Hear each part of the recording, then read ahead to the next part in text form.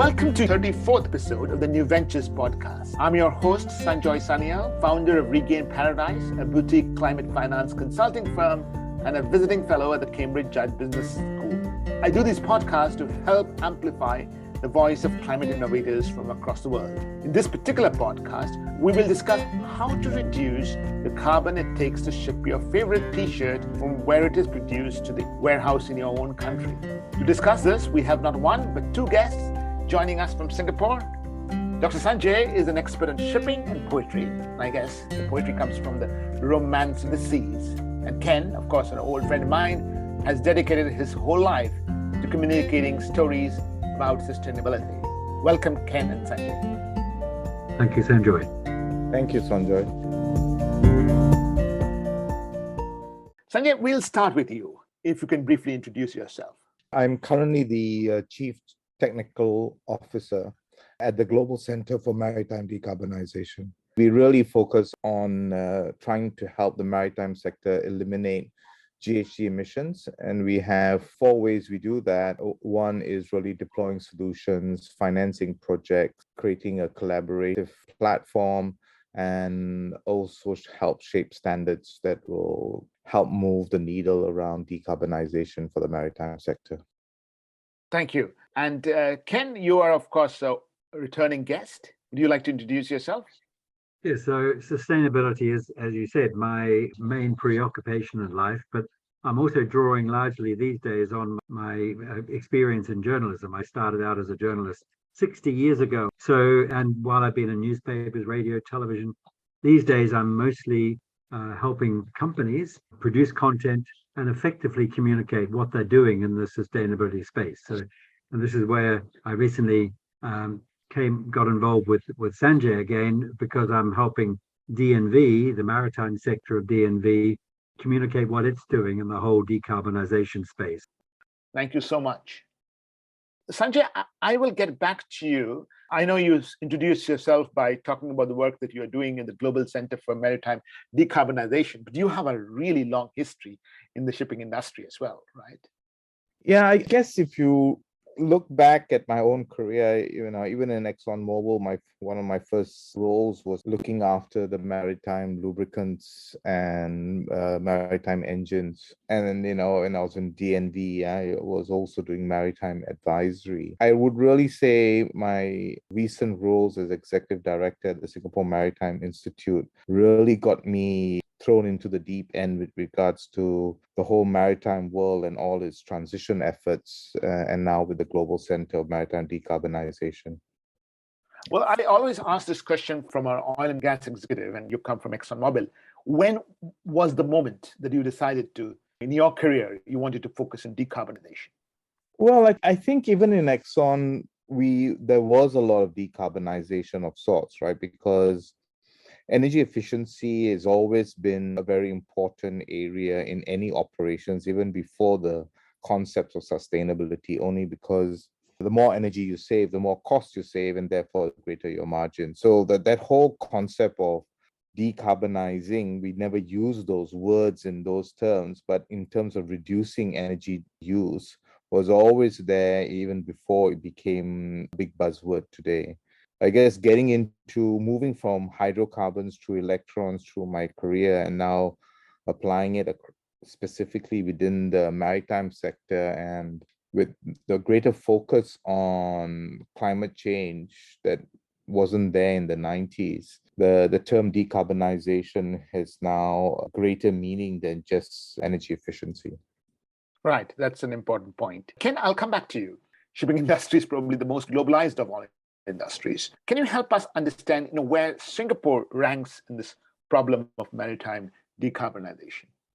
Sure, because Singapore is not only the biggest maritime bunkering center in the world, but it's also in a number of surveys comes up as the most important maritime center globally. And that's through both based on shipping import and output, etc. And it is a major center. And therefore, I think in the whole decarbonization debate and action agenda, Singapore can play an increasingly important role. And this is starting to happen. And that's why DNV as a global business has a strong focus on Singapore and the region And Singapore can provide leadership not only in ASEAN, in Asia, but globally. So I'm here and I'm pleased that I'm able to play a part in spreading this message that Singapore has an important role to play. Yeah, that's an important point. The other centers of shipping would be London, would be Rotterdam in the UK, and the Netherlands, respectively. I would also include the Chinese ports and Shanghai port, where there's significant amount of capacity and trade going through there. But I think the cities that you mentioned are correct. And if we go and look at the DNV Menon report that was released early this year, you will see those ports all being mentioned. I think when you stack them up across different pillars of criteria of trying to rank these ports, Singapore did come up on top. The only area where I think Singapore was actually lacking was around financing, actually. And the rest, Singapore did quite well. But those ports that you mentioned are also up there in terms of its positioning. Great. Before we move further and talk about financing and other solutions, I would like you to just give us an orientation of the problem. How much is the emissions maritime sector? And it's not just the emissions, right? It's also the pollution issues. Yeah, if I can just jump in there, and certainly maritime sector is responsible for close to 3% of global emissions of greenhouse gases. Aviation is consistently around the 2%. So it's small in terms of total emissions, but as shipping, the maritime sector moves about more than 90% of all goods around the world, it plays an extremely important role. So therefore, it must do something about reducing its emissions and look at how things can be operationally and energized in a more efficient way. So Sanjay, maybe you can add to that. Yeah, I think if you think about emissions in absolute terms, right, the agriculture sector is accounting for more than 20%. So it's 10 times more than maritime or aviation. The difference is really around governance. Whilst most of the sectors can be governed by within the national mandates or the governments within the nations, the international shipping is slightly different. It doesn't really fall under any one government. And therefore, you need a body like the IMO that needs to kind of get its act together if it really wants to shift the needle.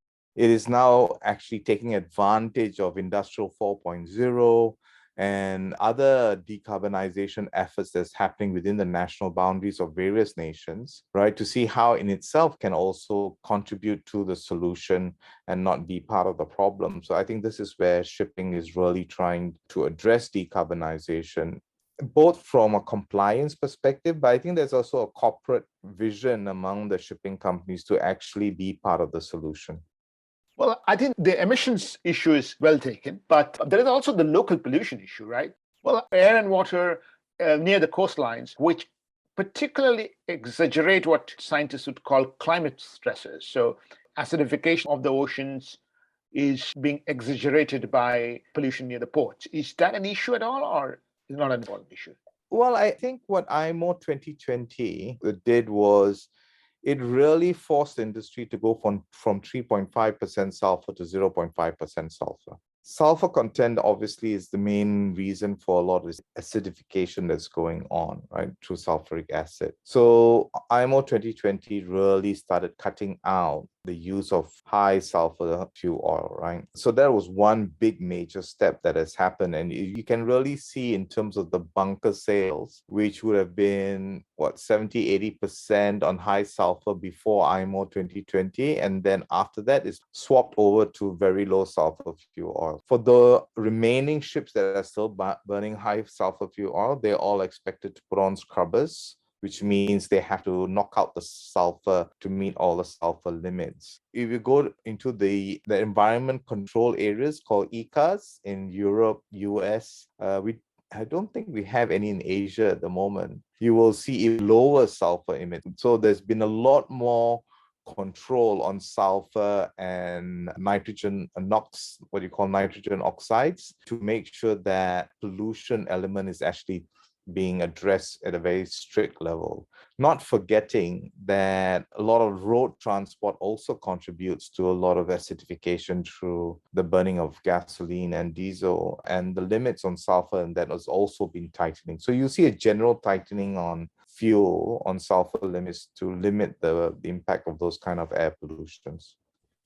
Just jump in there to add, I mean, I suppose if you also look at the vessels involved in fishing, for example, and then you have the added complication of not only pollution, but also damage to fishing stocks.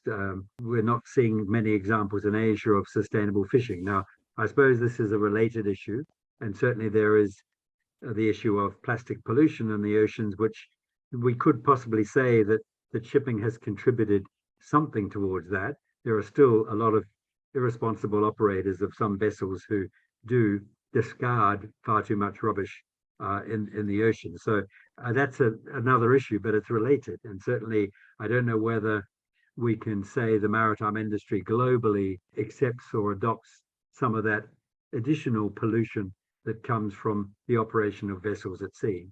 Just a couple of points. So we got to distinguish what is under IMO control and what is generic maritime. Because if you're looking at anything that's floating on water, pleasure crafts, stuff like that also comes into play. And those are not regulated by the IMO. They're regulated by national rules or guidelines, right? No doubt that shipping is responsible in part for a lot of the trash that goes overboard. What I understand from recent discussions, there's a lot of effort by shipping companies to contain that.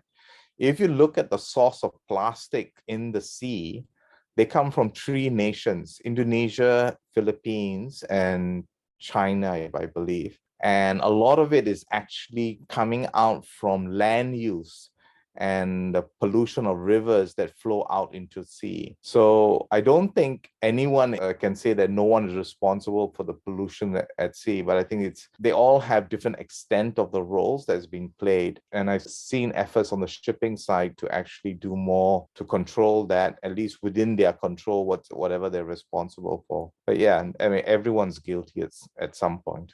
Well, I'm glad that we had this conversation, because I'll try and sum it up, at least setting the context in a little bit. The shipping industry by itself is a relatively small contributor to carbon emissions, but it's a growing contributor. The problem is the issue of governance. It's difficult to bring down the shipping industry carbon emissions under the national net zero goals, which is why you brought up the point about International Maritime Organization, if you may. However, the issue about the ocean pollution, if you may, is not just the shipping industry. It is in multiple sources.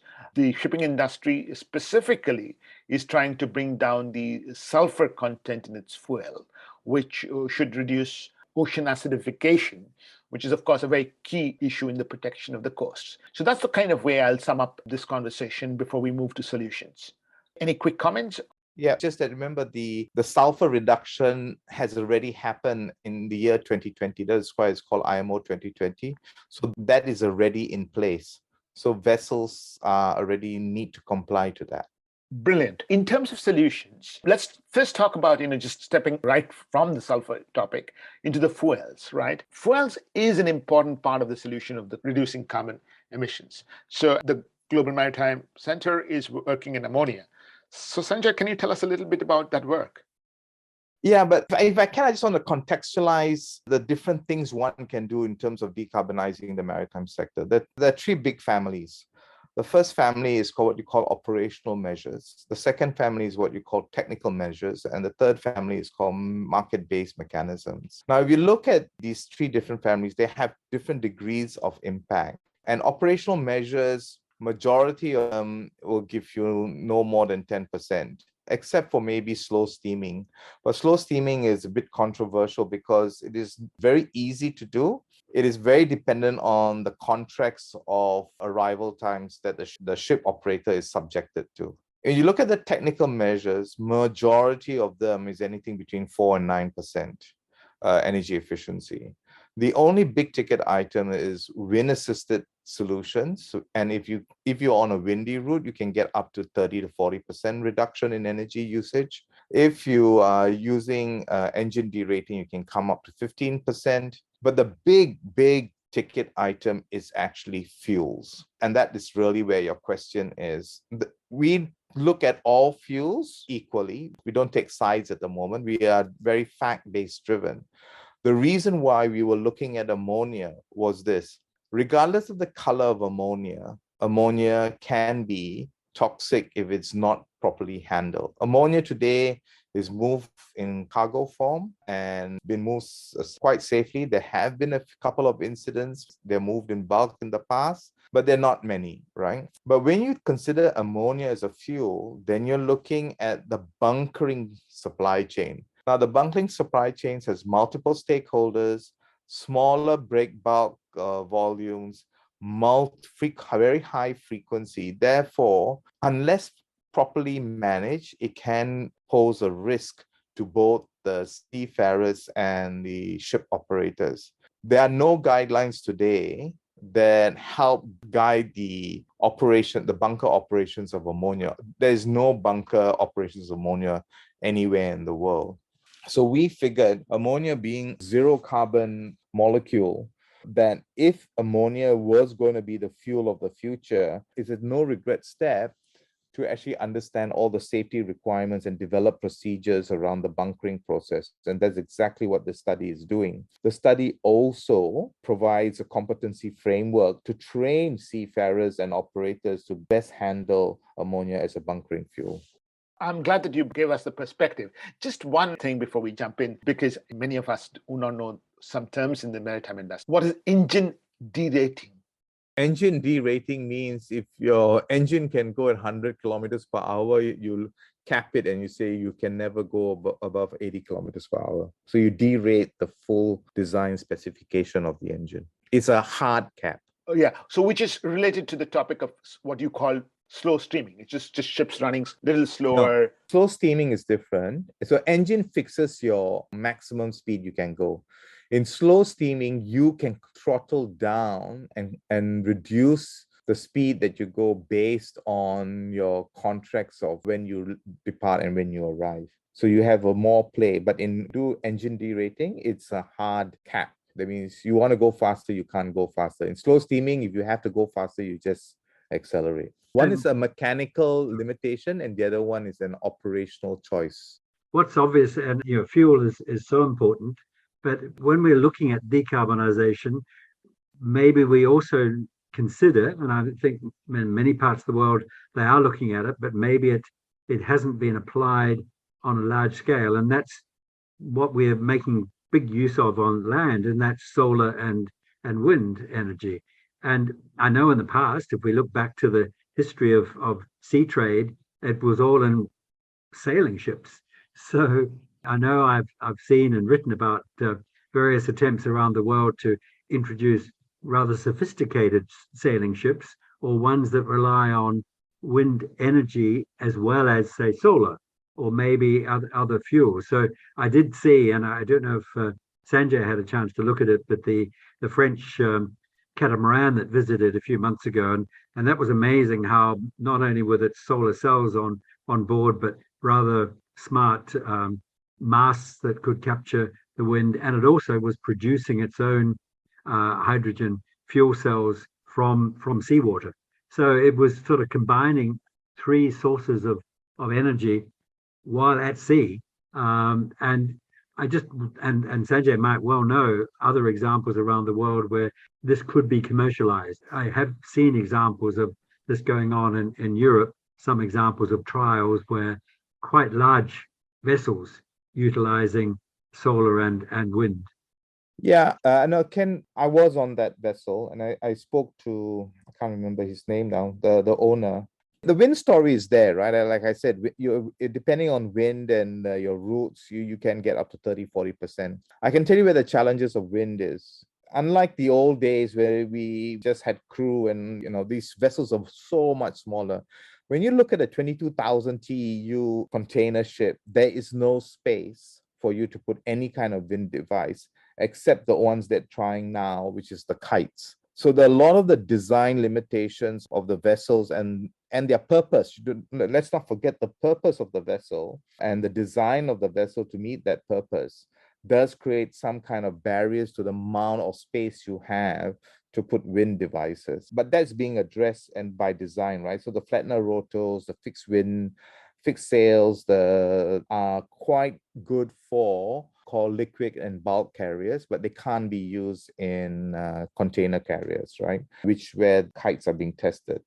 The problem with solar is this: while it works well on these small vessels, there is not enough energy per square foot generated that can even push a big tanker or a big marine vessel around. And until the solar cells density increases by leaps and bounds, I don't think you'll ever see this happening, except for these small types of vessels that has the right size ratio, weight ratio to the amount of energy you can generate. I know they're looking at the phase 2 and building a bigger vessel. They have a nice design, but it will be a big challenge to be able to carry goods and move with the amount of energy available. If you're not carrying goods, yeah, it's a lot easier, but the question is commercialization and making it commercial viable to be able to carry enough goods per unit kilometer covered, which is what the shipping industry is about. So we need to just wait and see. Maybe the technologies will grow, but not at where it is today. Right. I was looking at the IPCC report on transportation logistics, and where they have a subsection on the shipping industry. They do talk about this variety of options, including actually small nuclear. So I guess over the years, multiple options will be experimented, is what I would suspect. But Sanjay, getting back to you, I understand what you are doing, but can you give us also a little sense of where the shipping industry is in taking up some of these solutions? Yeah, I mean, the big challenge is you're going to spend 100, 200, $300 million on a vessel, and it's going to last you 25 years. The hull can last that long, topside maybe 10, 15 years. So when you talk about fuels, there's a number of things to first remember. That the alternative fuels that we are looking at has a much lower volumetric energy density than hydrocarbons, which means, for example, if you wanted to burn hydrogen, you would need 4.5 times more fuel storage space than you would in a normal ship. If you want to burn LNG, you would need 2 times. Ammonia is about 2.5 times. So there is some level of energy deficit with the new fuels compared to hydrocarbons, partly because of the energy content of the fuel, and partly also because of the infrastructure required that takes up space. The cryogenics take up a lot of space on the vessel. So for a commercial vessel, space is a premium because you want to use as much space to move goods around. So that's the first big challenge for the shipping industry. So if you're going to build a ship, you need to be really sure that you can meet your commercial requirements. The second problem is that if you don't change the storage size, it means that you need to bunker more to travel that same distance. Now, that would depend on whether the ports, as you're en route, actually has the facilities to actually facilitate bunkering, has access to the molecule the ship can buy. So that's the other problem, right? The ships themselves can say, I want to burn green ammonia, but where is it? No one can find it. The third barrier is that the engines need to be upgraded or redesigned to burn these new fuels. Ammonia burning engines by Wärtsilä, by MAN, by WingGD will only be ready in 2025, or maybe in 26 at the yards. And then so the ship owner, even if they want to change, they can't. There's very little they can do. So they are very dependent on when these other peripheral things need to come together and become ready. There are many other constraints, but I think these are the big ones that I'm trying to describe to you. Got it. One topic which I wanted to just ask you, because it is Singapore and because it is important in the topic of climate innovation, is that do you see this transition of these new technologies coming in the preserve only of large companies, the ones you mentioned, or do you see a role of innovative startups? Do you see any startups in the space in the first place in relation to the overall reduction of efficiency of carbon emissions in the shipping industry? Yeah, there is a lot of the startups have focused on digitalization because, of course, that's the most sexy thing to do. But the problem with digitalization and optimization, you can get maybe for 10-15% max, and that which on a very poorly operated vessel. And in a very highly efficiently operated vessel, you might be squeezing out another 5 to 10%, right? But you see, even if you get 20% energy efficiency in itself, it doesn't really shift the global needle on decarbonization. The thing about these technological solutions, and a lot of startups are focusing on that, because you really need to bolt on multiple small solutions to even get up to 50% reduction. The real big ticket item is new fuels. I don't think, unless it's a brilliant chemist, a startup will have the capacity to do that kind of engineering, chemical engineering work to come up with the next generation molecule in the near future. But there are a lot of startups in the space. Singapore has a lot of startups in the space, but really looking at digital solution that optimizes both operations and fuel usage. I'll jump in there because certainly, the conversation in the last few months that I've sat in on a lot at seminars and conferences like the Singapore Maritime Week, etc. But certainly energy efficiency does keep cropping up, and Sanjay has alluded to that. And hopefully some companies and some operators will be able to achieve some savings meantime. So if we're looking at how we can improve the operation of existing vessels, that certainly is possible. And again, at the same time, looking at alternative fuels and looking at ways we can improve the performance is something that's there. And it's not dissimilar to perhaps what's happened in the aviation industry, where they have made remarkable moves in terms of the materials that aircraft are made from that produce greater efficiencies, the aircraft engines that produce greater efficiencies. So I think there are some parallels or some learnings that we can get from other sectors. And I know there are many in the shipping industry that are looking at these alternatives at the same time. It's not one or the other. It's not let's focus on energy efficiency and forget about renewable energy, but doing that at the same time. Because still, IEA, International Energy Agency, still says every industry could bring about some significant savings in fuel and energy use by addressing this. Ken, one question for you. I know you've written about a company which uses food waste for shipping. Is my memory still correct? Yeah, this is the used cooking oil. So there's one company in Singapore, Alpha Biofuels, and Sanjay knows the Alan Lim and the people involved with that. Okay, it's small scale, but it's one that is adopted as a genuine, globally approved fuel, a biofuel from used cooking oil, and it has been used now for the first time in Singapore as a feedstock, as a bunkering fuel, blended or used obviously with other fuels that it's compatible with. So, and this is something that aviation is obviously exploring as well in a big way. And in fact, I should mention, because dropped to aviation in this discussion a couple of times, Singapore is in the process of setting up a hydrogen hub for fuels, aviation fuels, and also looking at other biofuels that can be used for aircraft. And Sanjay would be able to tell me, are there any improvements in the operation of vessels that could be achieved by using different materials for the construction of vessels, like carbon fiber, for example? Is this something that anyone is doing anything about, as they have in aviation? Yeah, there's a number of points in there. Maybe I'll answer the material side.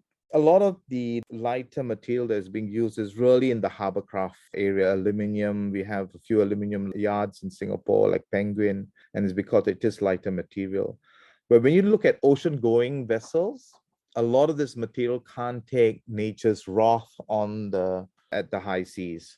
So steel is still the only thing that can be made at a cost effectively and has that kind of strength. But material science will always try to find something better, and we will just live in hope, but not at this juncture. Because of the energy that the ocean hits the vessels, and even steel today can actually split a ship into half, right? So I won't hold my breath till anytime soon, but maybe in my child's lifetime something might come up for ocean-going vessels. But I wanted to also talk about the biofuels. Now, I think I'm a big advocate for biofuels. There's a couple of challenges around it. Biofuels started with a very bad name because they were palm oil based, what you call the generation 1. The used cooking oils are what you call generation 2. And it's really the ability to collect used cooking oil from a very well distributed use base is a big cost factor. So how that is managed, Alan and people like Good Fuels, who are also doing the same used cooking oil, both in Rotterdam and now in Singapore, making it available for ocean-going shipping. So you already have those kind of generation 2 biofuels. You may have missed the press release, Sanjoy, that we put out last week on the 27th of July. We are running a huge project looking at supply chain integrity and using biofuels as its first candidate as a drop-in green fuel. So that we can promote better use of biofuels and future green fuels. This is excellent, and I'll try and sum up this very useful discussion. What I heard you say is that there are multiple ways to reduce carbon emissions, operational efficiencies, energy efficiency. But the big thing is really to change the fuel source, right? And in fuel source, there are multiple options.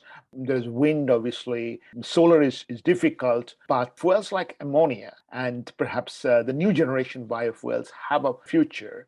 But in both cases, it's an issue of the supply chain, the storage facilities in the ports, the way engines are designed. Everything has to really change for the maritime industry to be able to implement this at scale. Now, some of this is already happening, and in some ways, all this has to be glued together. That's kind of my summary of what you mentioned. Is that a reasonable summary before we move on to the last phase of our podcast? If I can just jump in, certainly that does. I think that summarizes it very well. There's another Singapore company that's interestingly got involved in the biofuel side of things, and that's a company called Double Helix Tracking Technologies, who've had a history of being involved in timber, both in terms of verification, sustainable sourcing and supply chain management, and helping companies manage the risks associated with trade in commodities and in timber, paper, and related things. But they've just more recently got involved in, and they're now accredited to the International Sustainability and Carbon Certification Program, which has started in Europe, and that meets European regulations too. And the first job that Double Helix did in the UK related to a company called Exora Energy, and they're taking the feedstock from the farm, mostly either grains that are either not usable or are not suitable for food purposes, but they're also taking waste from the farm, chicken manure, the other manures.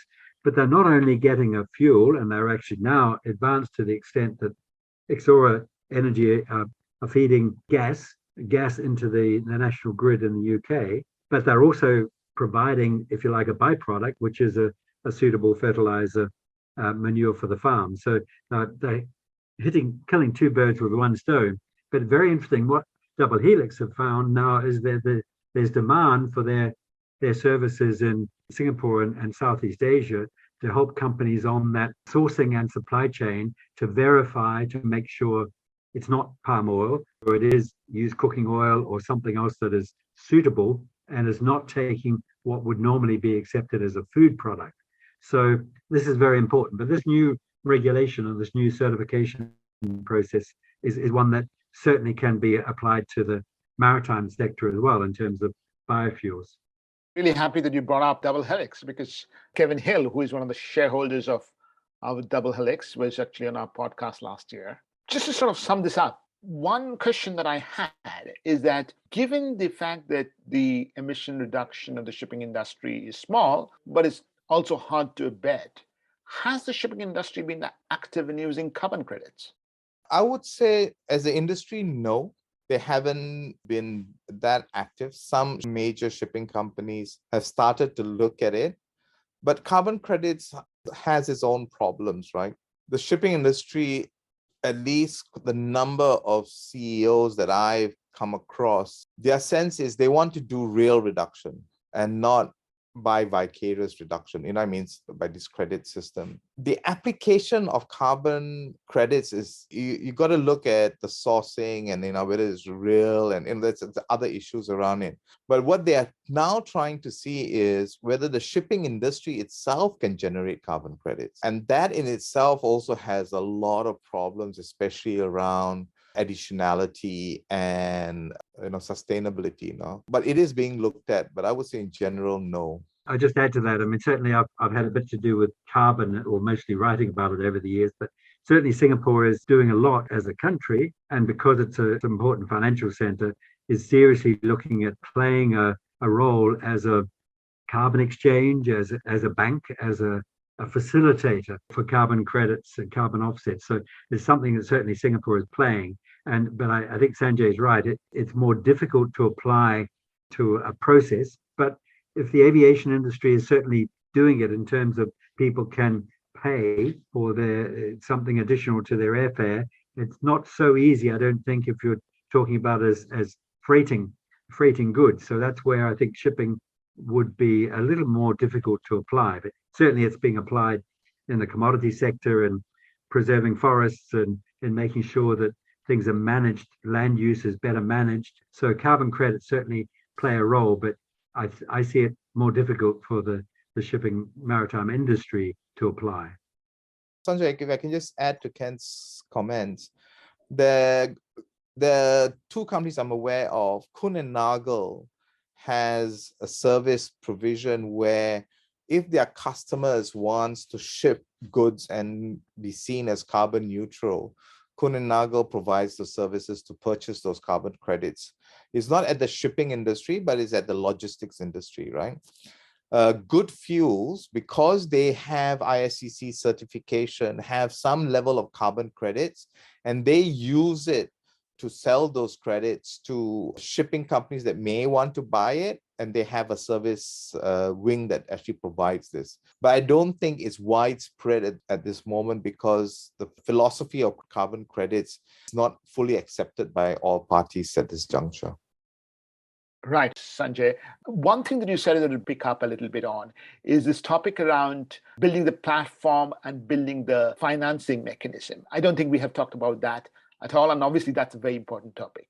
Yeah, sure. So the platform is not like an IT platform, right? The platform is the ability to bring multiple parties together and solve what we call system of system problems. So like in our first study, we had 22 study partners that came together and said on a pro bono basis, they want to help shape the standards on ammonia bunkering. We have since then had another additional 90 over entities across the world that have come on board to provide inputs to this study, and as it comes to the later stages at the end. This means that when the study goes out to the governments and the regulators of Singapore, it's going to represent not just GCMD's voice or the 22 voices, but it's going to be representing more than 100 over industry participants. That means the recommendation has that level of buy-in. In our most recent project that we announced last week, we have 18 organizations that have come on board to help us develop an assurance framework for quality, quantity, and GHG abatement. And this includes some of the big shipping companies of the world, laboratories and things like that. So what we try to do is we are trying to look for projects that can move everyone forward and shift the needle when it's fully adopted. And that's the platform I was referring to, as opposed to an IT type of platform. On the financing side, a lot of the financing is a challenge when it comes to a lot of this energy efficiency or new technologies or first of its kind technologies and things like that. So GCMD has been blessed by stakeholders who have committed $150 million to us over the next 5 years to actually spend on projects that will help move the maritime decarbonization efforts. So we finance these or co-fund these projects so that we can actually move forward. We are looking for where there are more financing gaps and see how we can best help address them together with other financing partners. So that's being evaluated. But for the moment, that's where we finance projects. I think this point is absolutely key because it's my day job as well, to be able to finance innovations. So this 150 million has come from which parties, if that's public information?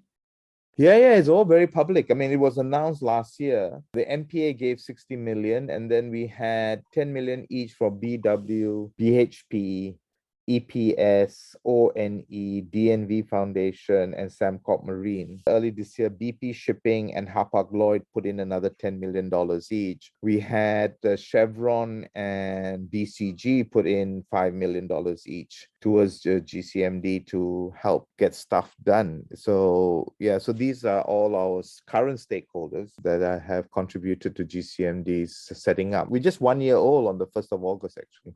Well, congratulations. I'll summarize this message for a wider audience. This is the example of public-private partnerships coming together to finance innovation, because an organization like yours, it can bring together multiple parties to identify projects and then co-fund them with industry partners, and then bring about that entire industry knowledge to be able to make systematic change. That is, to me, the key takeaway.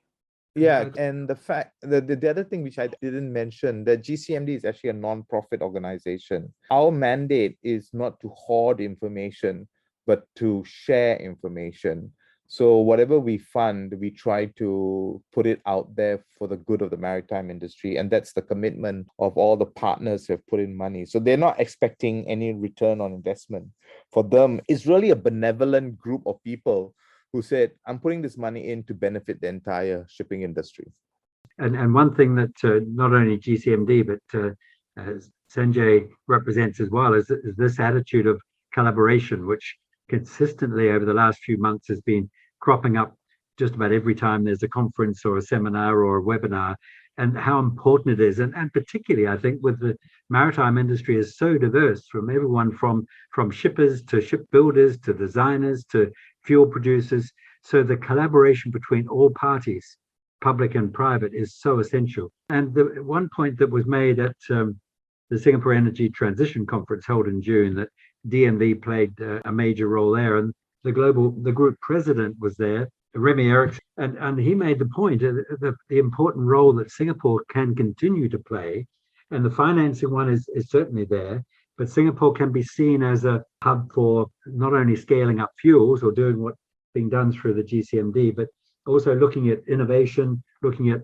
piloting and testing the programs that can be applicable outside of Singapore. So we're not just doing it all for ourselves, we're doing it as GCMD is doing to share and foster the global industry. So, and this is, I think, just to make that point, that Singapore is playing quite a significant role globally in both attending to decarbonisation, but also sharing it and collaborating and making sure that everyone else benefits from it. Right. And that is actually the pitch of a perfect story that you can write. To conclude this podcast, Sanjay and Ken, I'll ask you in a minute each, if people want to get in touch with you about this work that you're doing or anything else, how should they do so?